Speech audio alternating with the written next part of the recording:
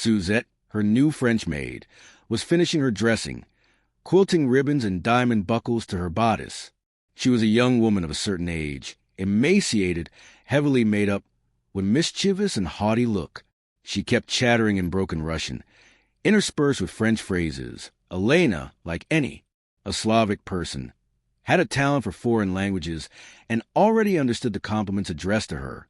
Having adorned Elena's head with strings of pearls and a wreath of flowers, he brought out a box, took out a bouquet of flowers, and, holding out, pointed significantly to a hidden note. "The Baron's?" asked Elena, blushing. Yes. The poor thing can't wait to see her, and is counting the minutes. He loves her so much," whispered the Frenchwoman, spraying Elena's neck, arms, and dress with perfume. "It's time to go, mademoiselle. I'll just quickly see if your brother is ready, and if he is not already waiting for you at the gate, as agreed." She skipped out of the room. Elena sat up, nervously fingering her fan, and glanced sideways at the old nurse, who sat dejectedly by the door, seemingly oblivious to everything. Elena's face lost its expression of joy. Deep within her soul, remorse stirred, and the insult to Gleb tore her apart.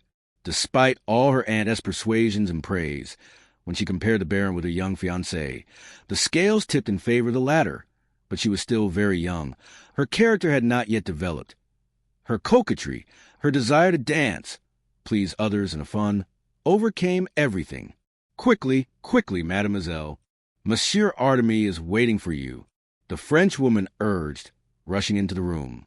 She placed the police on Elena's shoulders and put on the mask. In the meantime, the nurse gave a muffled cry. The door opened, and the old prince entered the room, followed by Gleb, pale and nervous. Elena recoiled in fright. The police fell to the floor, and she involuntarily tore the mask from her face. Danila Petrovich stopped at the entrance, trembling with pent-up anger. He looked sternly at the maid and imperiously pointed to the door, through which she slipped away. Then he looked contemptuously at his daughter. "Where are you getting ready for?" she asked. "To the Golovins," Elena stammered, turning pale with fright. "Alone?" "No. First, Artemy and I will stop by my aunt's house, and from there with her." Elena began to explain, getting more and more confused. "Ah, that aunt of yours, and Artemy," the prince exclaimed with a brusque laugh. "Apparently they managed to convince you to break your word of honor. That must be fashionable, too. You followed your brother's teachings well, which made you disobey your father's will and shamelessly betray your fiancée. Oh, I wish I knew how much they paid that scoundrel to corrupt and deprave your sister, selling her to that alien scoundrel. Father, they asked me so much. Gleb Mihailovich, judge for yourself." She took a step toward her fiancé, but he drew back, his cheeks burning. "Go, Elena Danilovna," he began in a low voice. "Go with your illustrious little brother, and bow before that prim monkey, from whom you receive flowers and notes. I will not detain you, for from this day forward you are no longer my bride. A woman who does not keep her word is capable of any treason. She is not going anywhere to show her nakedness and make a fool of herself in front of the scum." Danila Petrovich shouted angrily. "You not leaving this room. Do you hear? If you disobey me, you LL regret it bitterly. You, Matryona, don't take your eyes off Elena Danilovna, and don't let her leave the house." He turned and left with Gleb. Slamming the door, Elena slumped helplessly in her chair. She had never seen her father so angry. She was used to being pampered by him. He was always affectionate. With slow, heavy steps, Danila Petrovich returned to the room and sat down on a bench, covering his face with his hand. "What a hard ordeal," he murmured. Gleb, who entered next, sad and somber, leaned over the prince and said, "I understand and share your sadness, godfather," he declared, sharing in the pain. "It is difficult for me, too, but I will remain your son and try to support you in this sad time." The prince, without saying anything, shook his hand. After a moment of silence, he suddenly stood up and clapped his hands. "Go to the gate and tip," he said to the servant who approached. "There you will find Artemy Danilovich. Tell him not to waste time waiting, as the princess isn't going anywhere." When the servant left, Danila Petrovich burst into bitter laughter. "What a blessed father I am," He stammered melancholy. My own son will now run off to denounce me, while my daughter is cursing me for my tyranny and for hindering her happiness.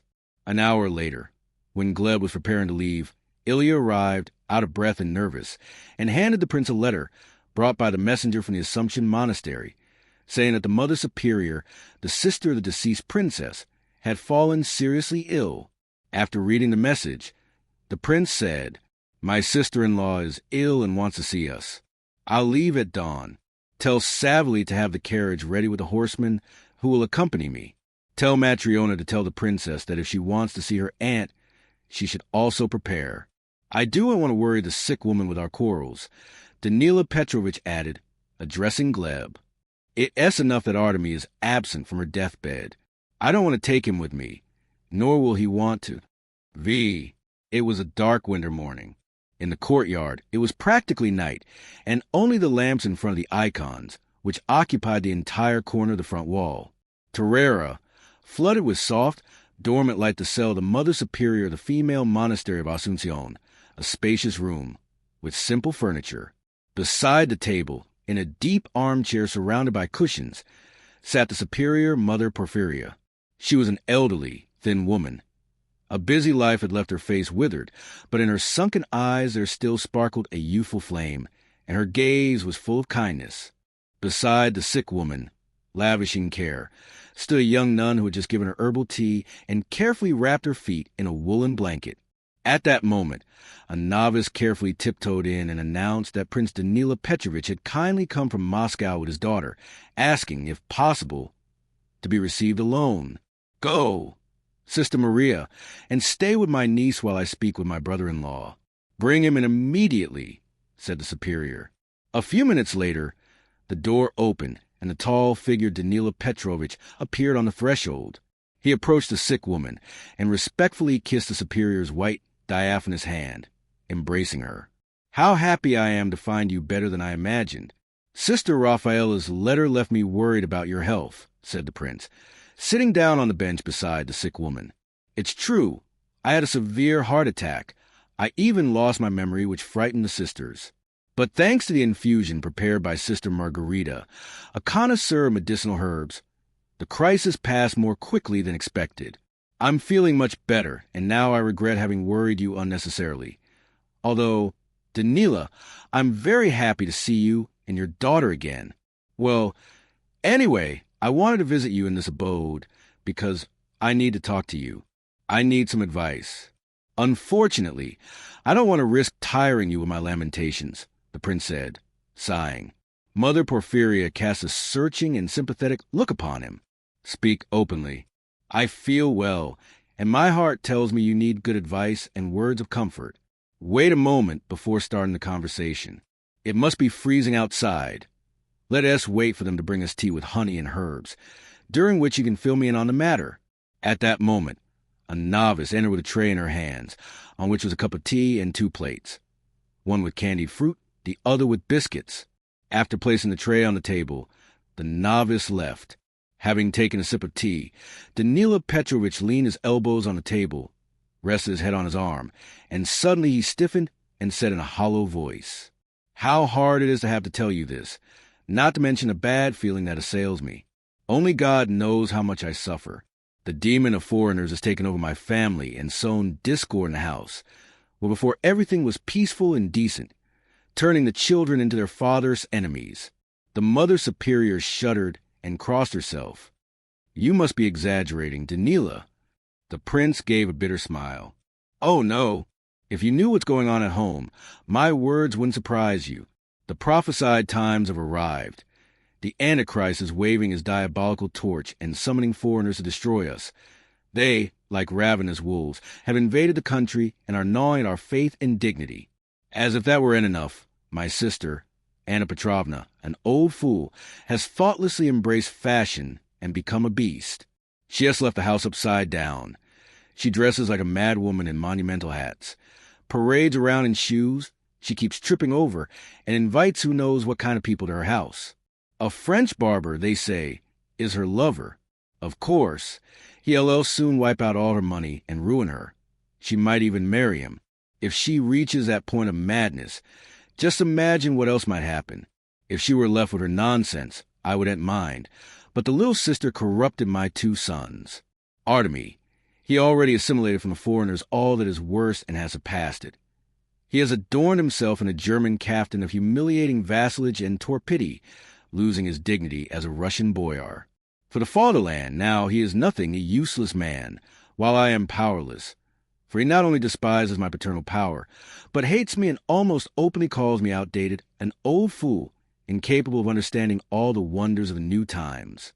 I have the impression that he is working against me, wanting to ruin me, and from one moment to the next, I fear I will be left an opal and even exiled.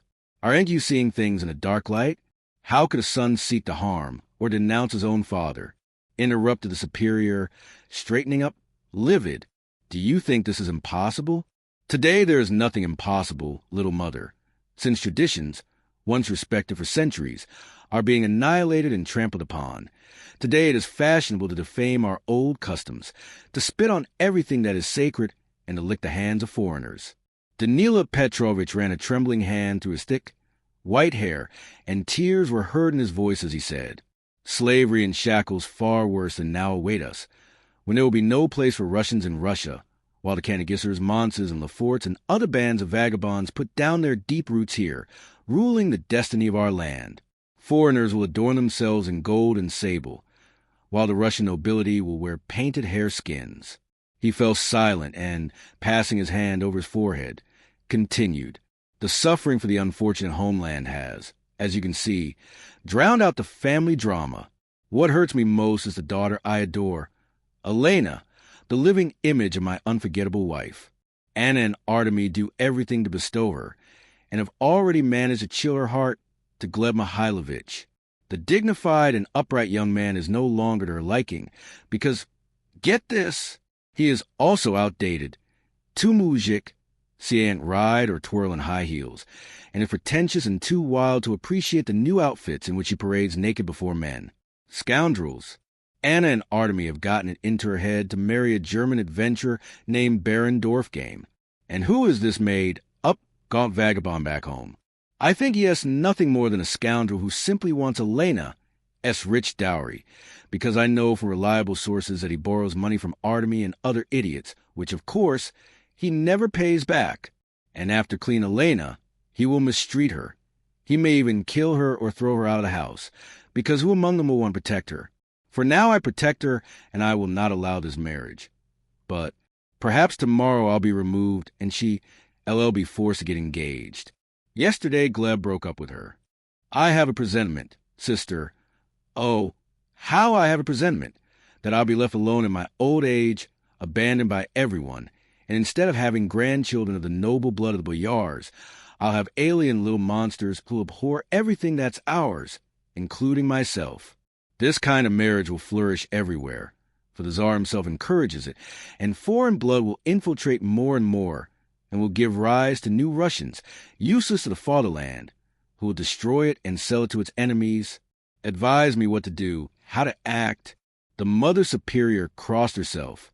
Yes, brother, God has placed you under a tremendous trial, and it is true when you say that the times of the Antichrist have arrived, as even children rise up against their parents and shame hides behind a mask of dignity. We are old and, thank God, we will not see the impending doom. One could already sense that something nefarious and evil is afoot, prophesied by wise men. You know, a seer lives with us here. For about 20 years now, she has been cloistered, summer and winter, in a cell she had built behind the fence. She feeds only on holy water and the Eucharistic bread, and prays day and night. God has blessed her with a gift. She heals the sick and sometimes foresees the future. Last year, she suddenly locked herself away and angrily chased away all who sought her. A few months ago, she came in tears and demanded that her hands and feet be bound in shackles. Since then, every morning she throws open the door and windows in her cell, puts a stupid hood on her head, places 3 scarecrows at the entrance door, and when someone enters, especially humble people, she shouts, Look, look, Christians, how they have imprisoned me. They are, you. Is the clanking of the chains of slavery coming? It is the warning of the last judgment. Take off your last shirt and give it to foreigners, and then weep and lament. Do you not hear the weeping and the cries of the people tested by God? Will they resist against evil? Will their faith be firm? God won't account his faithful loyal to him, who will not allow themselves to be harnessed to Satan's triumphant chariot. Believe me, Danila, I got goosebumps when I heard it, concluded the Mother Superior. What you tell me sounds like the prophecy I heard from the lips of Varnava, your acquaintance. He also prophesied misfortunes, the prince observed, sighing. If you will allow me, sister, I want to visit the venerable Praskovia. Perhaps she will tell me what to do. Go, go. Sister Maria will accompany you, while I speak with Elena. As for my niece, a thought came to me, and, God willing, perhaps I can bring her to justice and dissuade her from this insane marriage with that disgusting man. At least one less misfortune. God willing. I thank you for your help and participation. Danila Petrovich said goodbye and left. A quarter of an hour later, Elena entered the superioress room. She was pale and embarrassed, and with her head bowed as she approached her aunt with hesitant steps. After blessing her, she kissed the sick woman's hand. Sit close to me. Lenushka, Mother Porphyria said in a soft, gentle voice. You're suffering, I see. Your father told me there is a lot of disagreement between you. Tell the whole truth. Perhaps my advice will be of help. She knelt before her aunt, wrapped her arms around her, and began to cry. The mother let her out, stroking her head. Oh, dear aunt, I'm so unhappy, and I don't know what to do. I wish I were free. Baron Dorfgame fascinates me. But at the same time, I've lost my peace, and I'm so sorry to have hurt Gleb Mihailovich, who no longer wants me as his wife. Mother Porphyria gently took her niece by the chin, lifted her lowered head, and looked thoughtfully and reproachfully into her niece's eyes, which were full of tears. Don't you know what to do? Your heart is anguished, because the most important issue in a woman's life is at stake. And so, she pointed to a large icon of Our Lady. Did you ask for advice from her, the protector and consoler of all who suffer? Did you pour out your heart before her in prayer? Sorrowful, all your spiritual sufferings and the doubts that have taken hold of you? Did you implore her to drive away the evil spirit that seduced you into making an irreparable mistake? Did you pray to God, our Lord Jesus Christ, to deliver you from temptation? Oh, I prayed, but the Blessed Virgin doesn't answer me, Elena stammered, disturbed. No, my child. Our heavenly protectors always respond, and their voice is the voice of our conscience. But often, it is we ourselves who do not like to listen to this embarrassing counselor. Ask yourself, then, does what you intend to do deserve the approval of God and Our Lady? You are indignant and rebel against your father's will, and break your word to your fiancé. You have barely reached puberty and already count so many sins on your conscience. And for whose sake do you want to abdicate the father who loves you ardently and leave your homeland? For the sake of a foreigner who will take you to distant corners, where you will be alone, and where you will not dare kneel before the Mother of God or light a lamp before the icon. No, no, Aunt. The Baron is a courteous and respectful man. He is madly in love with me and will be my slave, not my master. Aunt Anna told me that I will live a queenly life there, holding a high position at the court of the Duke, her sovereign. Or perhaps we will stay here if the Baron receives a post in Russia. Aunt says I will miss out on a great fortune if I do not marry that distinguished man. And do you at least love this gentleman, who seems to be most concerned about your dowry? Even without that, he is very rich. However, I've heard that he seems to be in debt to your brother and many others. But as I perceive, your soul is troubled by the devil, who wants to ruin you. So I will persuade you. I want you to speak to a witness about how those German highborn of yours treat Russian women. Do you remember my goddaughter, Elizaveta Vorokolova? She added, seeing Elena's surprise. Hey! Even though she is older than you, it seems you were very close friends as children.